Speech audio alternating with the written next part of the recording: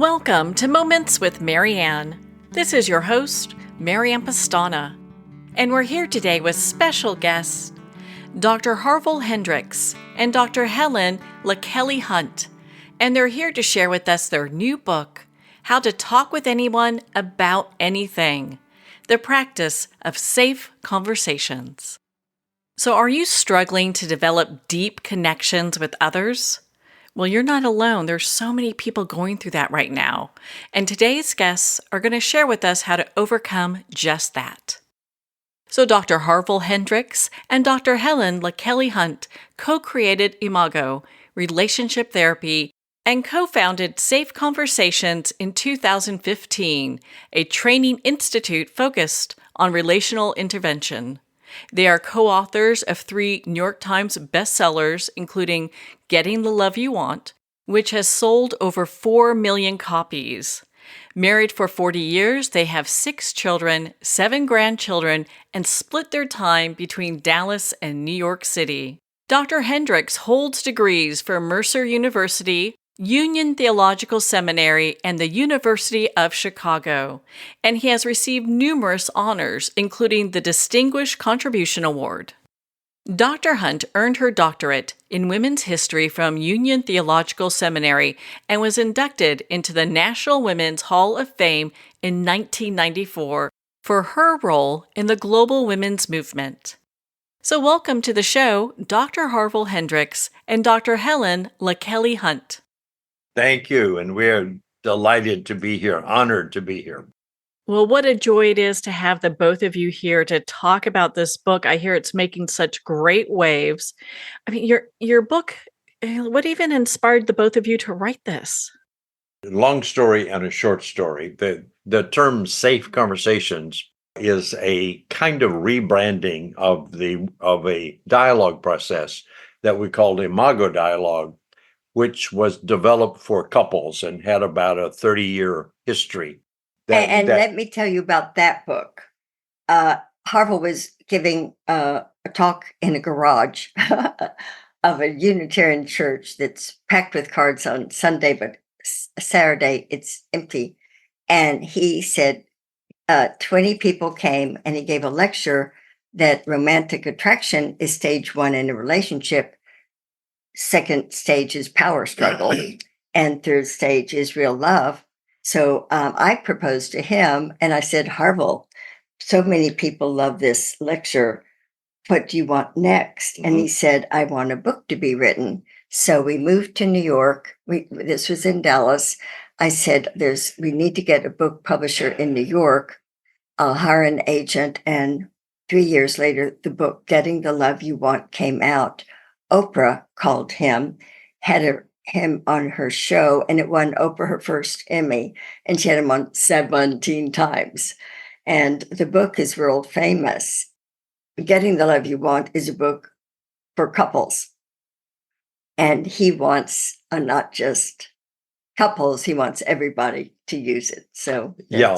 In the book, in that book for couples that came out in 1988, we began to develop this concept of dialogue, and then it later in the second, but didn't have it done. And for that book, the next edition, about 10 years later, we had the 3 steps. So we got this dialogue process, which is itself is a long conversation, but we got that down for couples. And then we were aware that couples were, and we were using it outside of the couples domain, not as a therapy tool, but as a connecting process. For everybody. So about 10 years ago, we had this, I don't know what you call it, download or impulse or something to take dialogue out of the clinic, just focusing on couples. Therapists. And make it available to, basically, we said the whole world. We should teach this to every ecosystem, to the public, because the meaning of it is, and the reason we call it safe conversations, is the dialogue process called a safe conversation. And what makes it safe is that it's structured. It's training people to talk in a different way, namely talking without criticizing and then to listen in a different way, to listen without judging, so they can connect beyond their differences. So we found that if you structure this conversation in the training process, that people experience safety, and when they experience safety, they relax their defenses, and then they can be vulnerable, and the two people can start sharing without any kind of defenses going on. And that's what actually a relationship is an interaction between two people who are not scared and therefore defended, but are safe with each other and therefore connecting. And the structure of the safe conversation is called a safe conversation dialogue. So that's basically kind of rambling answer to your question. Well, thank you both for taking the time to share that. What a remarkable journey you've had. And it's interesting. So, if we look back in 88, conversations were so much different than they are today. I mean, your work is so needed right now. Is that one of the main reasons why you think your book is such a hot hit with so many people just don't know how to connect with each other anymore?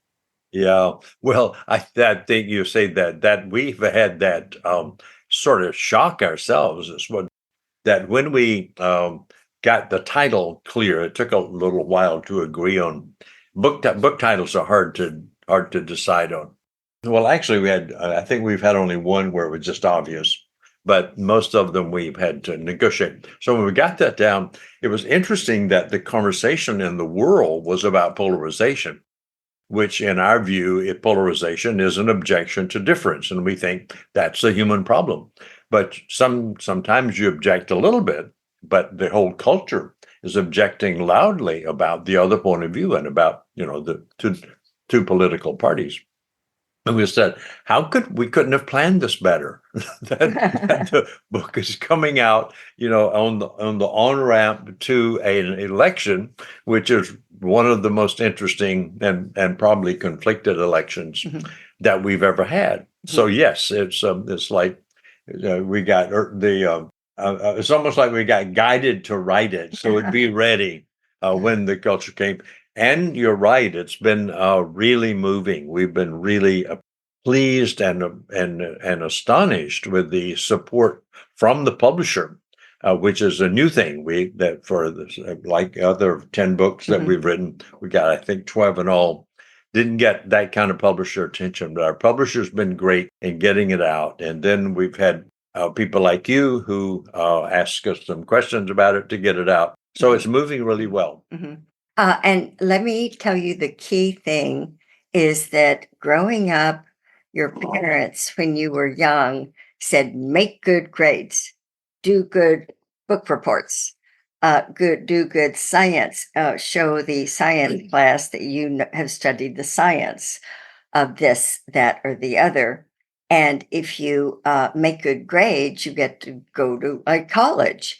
And throughout college, whether you're going to be an architect, a pilot, building airplanes, a doctor, or a theologian, or whatever,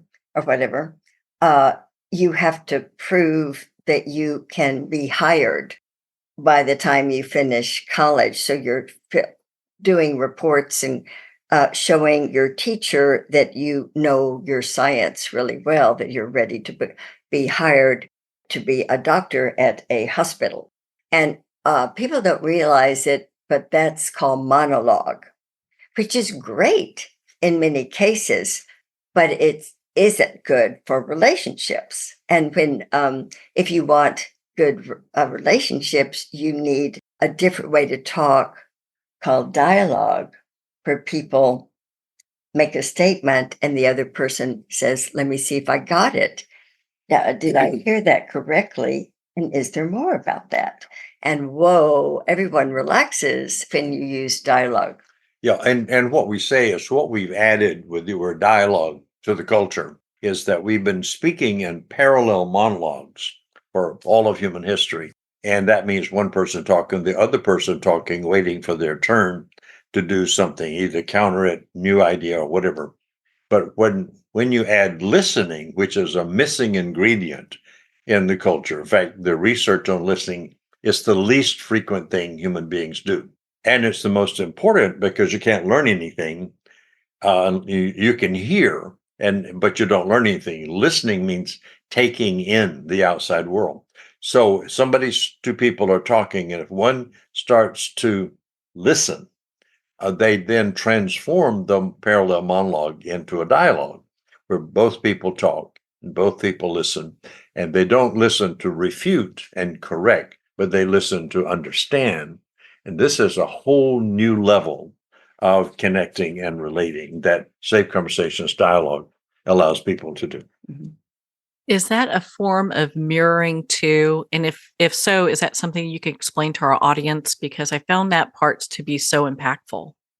Well, yeah, the word mirror, it is a kind of technical way of talking about saying back to somebody what you heard them say So or what I'm hearing reflecting you back. say, what mirroring is when someone's talking, you replicate what they said and then say, "Did I get it?" Yeah. So Okay. so Helen just mirrored me. And so and it's the way you're sure that you're understanding what the person is saying rather than just waiting. And by the way, what makes this important is some research that has been recently done. By recently, I mean in the last 2 or 3 years, um, indicates that our actual capacity to hear accurately is about 30%, so that we miss 70% of what somebody's saying to us. So, in this dialogue process, we help people understand that when you say, like Helen just did, that she should ask, "Did I get it?" Did I get Or it I should have asked, correctly? Did I get it did I get correctly? it correctly? And because if we naturally miss 80%, 70 to 80% of it, we don't get it accurately. So we need to then say, well, tell me that part again that I didn't get. And then you can do that. And this would be a conversation, two people talking in a sort of lateral, in an equal status way, sharing and talking and sharing, and then reversing and sharing and talking. So that's a dialogue, and it is a new way to not only talk, but a new way to relate that does something that we haven't found anything else to do in the 50 years we've been in this field, allows people to create safety in the conversation so that they can connect, which is what they really want. We all really want that because that's what we are. We are connecting beings. We're not separate and isolated. We're all connecting to everything everywhere. And we want to experience that, but you can't experience usually because of our anxiety or fears. And so this helps make that possible. At any point, I could talk about when you use the sentence, Tim, should go to Yeah, the yeah, I different think part. this might be a So good point. one of the things that's interesting is the 2.4 pound organ in everyone's skull is considered the most complicated organ in the universe. It's called the brain. But the brain scientists have simplified a lower brain and an upper brain. And when you use the lower brain keeps you alive. It controls your vital functions. It tells you after a long day, go to sleep. You've had dinner, go to sleep, sleep 8 hours and or approximately, and then you wake up automatically. And then the next morning, da da da. And but then this is the part of the brain also that monologues. I know what I need to do to be healthy. We went to bed too late last night, so I didn't get 8 hours of sleep and da da da da da. But if you use monologue and you're frustrated, it releases um, cortisol, adrenaline, and unhealthy neurochemicals that flow through your bloodstream. And scientists have studied this, and this neurochemical, if it's just released all the time, you don't sleep well at night, you get sick more, and you die earlier. Now, to use the sentence stems, you have to go from the lower brain to the upper brain, the neocortex. Left brain hemisphere mirrors you back. Did I get that? And then, and is there more about that? And this part of the brain releases dopamine, acetylcholine, norepinephrine, and serotonin. And so when you and the medical scientist says you live longer, you don't get sick as much, and you have and will say you have healthier relationships. So it's a big win to learn how to use the sentence stems of dialogue, and you have healthier relationships. Well, we could all use that. Well, on that note, we're going to pause here for a quick break. We've been speaking with Drs. Hendrix and Hunt in regards to their new book, How to Talk with Anyone About Anything, The Practice of Safe Conversations. You've been listening to Moments with Mary Ann. We'll be right back after these messages from our sponsors. Are you an author, speaker, or expert who is looking for more publicity? Visit radioguestlist.com and sign up for free interview requests from shows looking for guests. Radio Guest List is the #1 free booking resource for radio, podcasts, and TV talk shows who are looking for experts like you right now. Visit radioguestlist.com and sign up today to get the visibility you deserve. There comes a moment when you realize you're somewhere special. When you discover that each beautiful creature that you see has been rescued from a life of absolute horror and brought to this incredibly free place. Here's where their lives were forever changed and where yours will as well. Discover over 500 tigers, bears, and lions at the brand new visitor center at the Wild Animal Sanctuary just outside Denver. For more information, visit wildanimalsanctuary.org. Discover true freedom at the Wild Animal Sanctuary. It's one thing to become attached to your perfect home, but what do you do when that home becomes attached to you? A family in dire need of a fresh start, a mysterious house tied to the past. Buried deep within the foundation of the old Harville Manor lies a centuries-old secret. Dark forces or something stronger just waiting to be discovered. Caretaker, a supernatural thriller by breakout authors R.J. Halpert. Internationally recognized and award-winning author Judy Goodman works and teaches outside the box of limited thinking. Working with people from every walk of life, her goal is to empower you to be the best you can be, no matter what the challenge is. Born with the gift of seeing beyond our normal vision, she has an extraordinary gift of working with every challenge. Teaching beyond conventional wisdom, her work is described as life-changing. Visit judygoodman.com. That's judygoodman.com.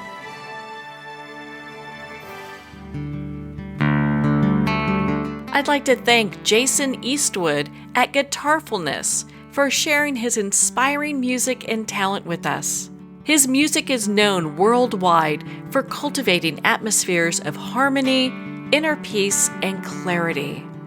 Visit Jason's website at guitarfulness.com. Join his newsletter, be part of his community, and download his music. Welcome back to Moments with Mary Ann. We're here today with special guests, Dr. Hendrix and Hunt, in regards to their new book, How to Talk with Anyone About Anything, The Practice of Safe Conversations. I know so many people are struggling, especially when it comes to, really difficult conversations. And when emotions are running high, it seems like everyone has a high temperature gauge going on. What strategies do you recommend we use to stay calm and connected during these tense discussions? Yeah, well, that's there. That thank you for that question, because that's certainly very relevant to what's going on right now. And what we recommend, because it works, is that if you are in a conversation that tends to start getting conflictual, that instead of raising the conflict and becoming interactive judgmentally, that if you just stop and mirror back the other person, like Helen did to me a few minutes ago, said this person is really saying, well, I want to vote for this candidate because blah, blah, blah, blah, blah, and got all the arguments going. So if you just, instead of engaging them in a kind of competition about who's going to get the right words in or the amount of words in. If you can say to them, hey, George or Mary or whoever it is, let me see if I'm getting what you're saying. I want to get that. And then mirror it back. Think about it as a mirror, an accurate mirror. Now, know that we have distorted mirrors, so we don't hear it accurately. So you need to say, if I got it, you said so and so and so and so and so and so. Did I get that? So you don't want to do what we call accuracy check. Did I get that? Now, that will slow the speaker down because it will move the speaker from the lower brain that Helen was just talking about, which is reactive and emotional, up to the upper brain, the prefrontal cortex, which doesn't have feelings. It simply processes what is going on so that you can regulate the conflict and avoid the conflict and instead do some connecting. Now, this person may think that you're agreeing with them because you're listening. And then you could say that, and I really appreciate your sharing with me what you're thinking and saying, why you're doing that. Would you be interested in hearing how I see that? And you don't say what you said was wrong. You just say, hey, I see this way. Because there are always two points of view. And if you cancel the other one out, then that's really a pathology, because reality is everybody has a valid point of view. They just don't have the whole truth. I don't have it. You don't have it. Nobody has the whole truth. We have our little piece of it. And if we listen to each other as they're sharing, we get more of the world. We get more of whatever, quote, the truth is than we have by ourselves. So that stretches us. When we listen, we stretch into new universes, which is the universe of another human being, which is very seldom done. So we are really encouraging that this become a global social movement to get people to talk without criticizing, listening without judging, so we can connect and understand that we are a global human family. Yes, a global movement of Global people using movement. dialogue. A friend of ours, speaking of the political election, 3 years ago contacted us, and she had read a book on Mother Teresa, who won the Nobel Peace Prize. She lived in Southern California, and Mother Teresa said she spent her whole life in low-income countries. And our friend learned our dialogue skills. And she said, Helen and Harville, I'd like to have you all by Zoom, because this was during COVID, teach young people. I have contacts in Liberia, and I'm going to not put money in Southern California anymore. I would like you all to do the dialogue presentation to high school students in Liberia. And so they set it up. We by Zoom were visible, and they knew all the high school principals. She had contacts in Liberia, and the principals knew the high school teachers and a few students. And by Zoom, we did a workshop. And the students loved it. And one went to a sound studio and went with a banjo, and one with a guitar. And they wrote a song. Safe Conversations is going to change the world. Safe Conversations, everyone needs to learn to use it. Well, the point of all this is it began to spread. And recently there was a presidential runoff. One president said, if I'm elected, this is a priority, this is a priority, and dialogue. And the other presidential candidate said, if I'm elected, everyone will use dialogue. He won. And Deborah is now teaching dialogue to the presidential cabinet in Liberia. So we need this in Washington, D.C., for sure.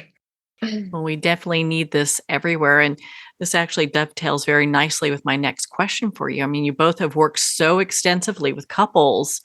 How do the principles in this book apply to strengthening relationships, but not just with couples, with family, friends, coworkers, just about anyone we'd meet? Yes, it does, and it's essentially the same with couples. It's just the goal is different. If you have a child, Mhm.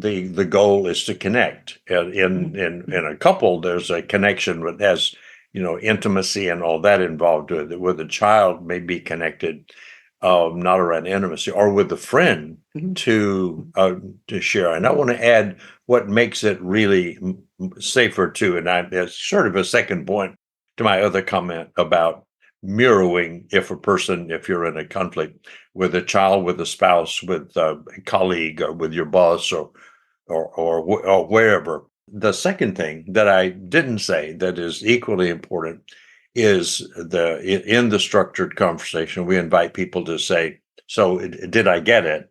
And if they say, well, yes, you say you got it. Then you say, well, is there more about what you're saying that you'd like to share?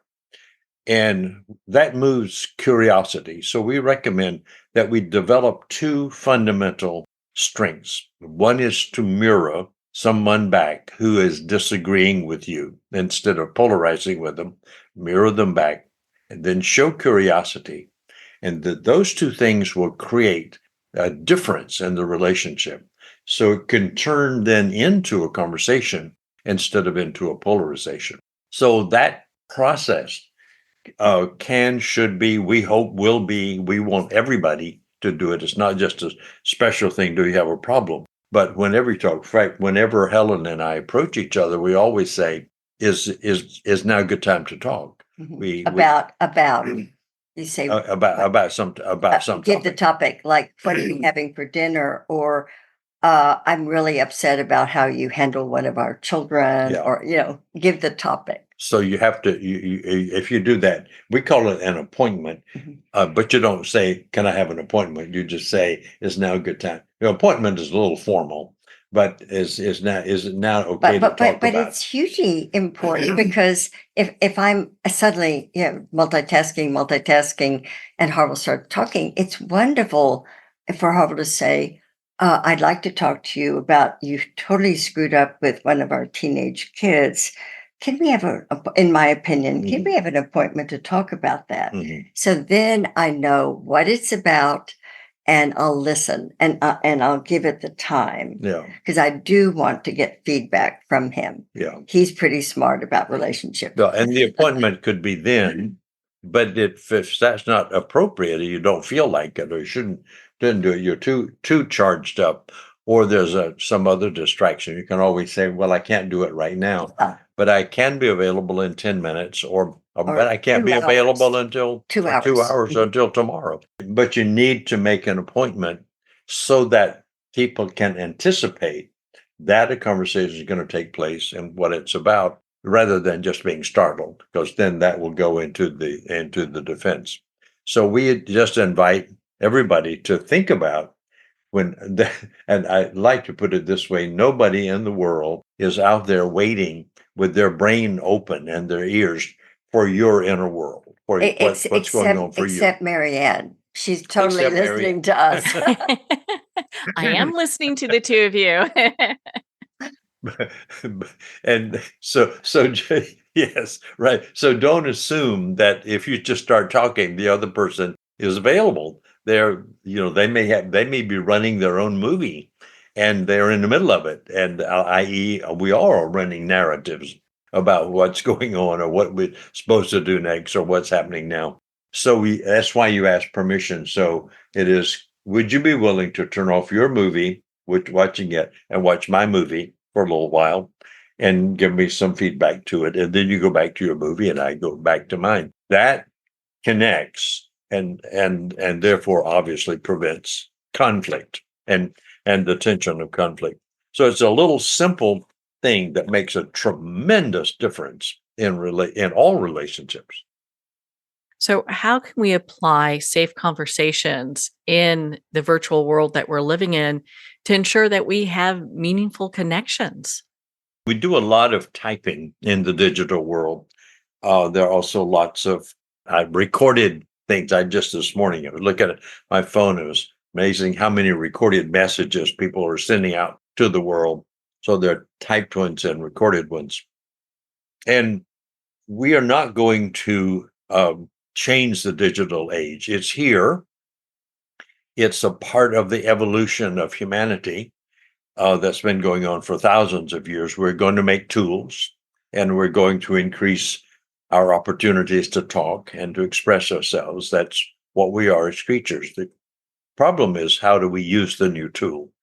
And like when years and thousands of years ago, when the first tool was used, I think somebody says probably the first tool was somebody threw a rock and hit a rabbit and didn't have to chase the rabbit for dinner, thousands of years ago. The ability to protect ourselves or increase it, it's going to stay. So what we would encourage on the digital platforms is that people put in positive feedback, positive energy, drop criticizing other points of view. If you want to state your own, you can state it without negating the other. Or if you're making a short digital video, that you keep in mind that we're all a part of of interconnectivity of the whole human race, and that all negativity disrupts that connectivity. So that if you're doing that for your friend, about your child, or whatever it is, to see in everything the good that's there, the even if it didn't turn out well, the positive intent that was there. And use the digital age as an opportunity to spread hearing, connecting, and the sense of belonging instead of isolation, polarization, criticism, and judgment.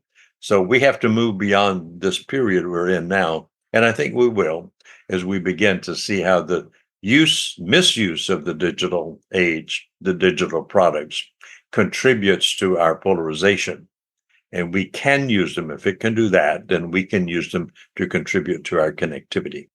Well, you both are so inspiring. I'm so just honored that we've been able to spend this time together.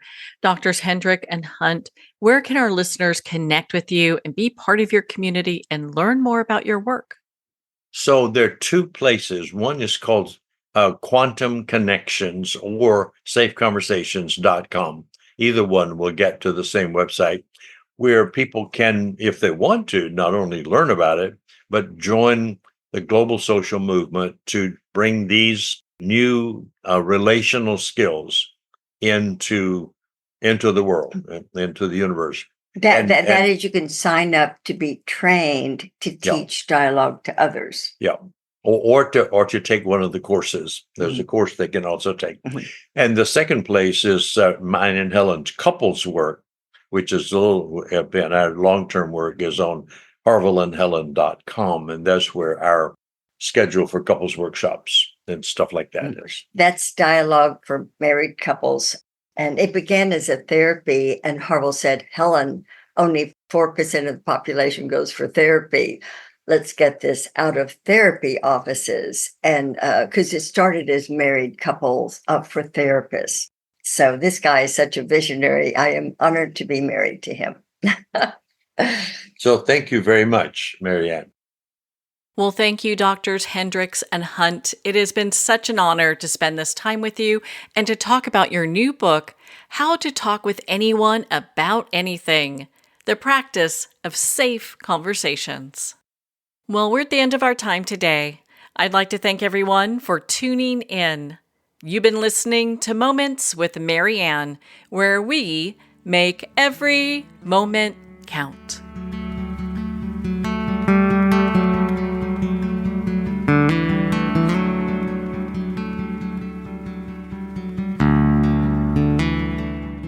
In a single moment, your life can change. Moments with Marianne is a transformative hour that covers an endless array of topics with the best of the best. Her guests are leaders in their fields, ranging from inspirational authors, top industry leaders, and business and spiritual entrepreneurs. Each guest is gifted and a true visionary, a recognized leader in her own work, and while teaching others to develop, refocus, and grow, Marianne will bring the best guest and sometimes a special surprise. Don't miss this. You never know just which moment will change your life forever. Make sure to tune in and visit momentswithmarianne.com for more information.